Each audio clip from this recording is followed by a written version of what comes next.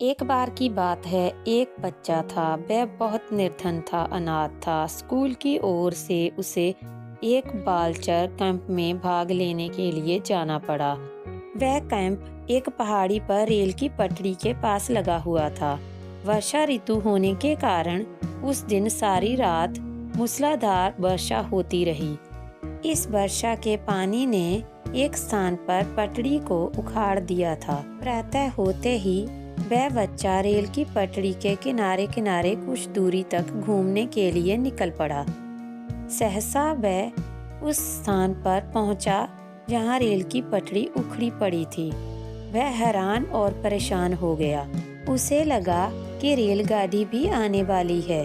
उसने पटरी में कान लगाकर सुना।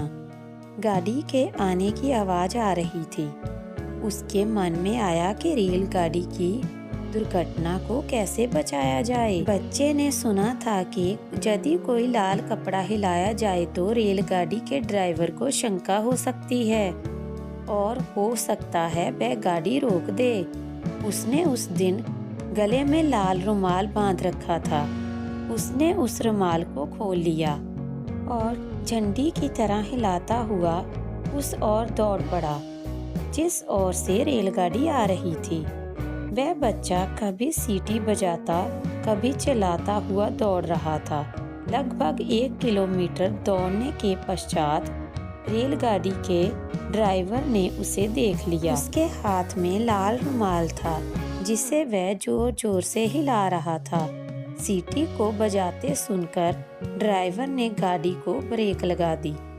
कुछ दूरी पर गाड़ी आकर रुक गई। बच्चे ने रेल चालक को सारी बात कह सुनाई कि कुछ ही दूरी पर रेल की पटरी अपने स्थान पर से उखड़ी पड़ी है। ये सुनकर सारे यात्री हैरान रह गए।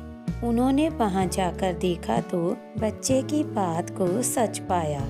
रेल में बैठे हुए सभी यात्री बुद्धिमान बच्चे की घूर घूर प्रशंसा करने लगे। किस प्रकार आज इसने हम सबको बचा लिया। बड़ों ने उसे आशीर्वाद दिया। उन यात्रियों में एक वृद्ध यात्री भी था। उसकी कोई संतान नहीं थी। उसने उसे अपना बेटा बना लिया।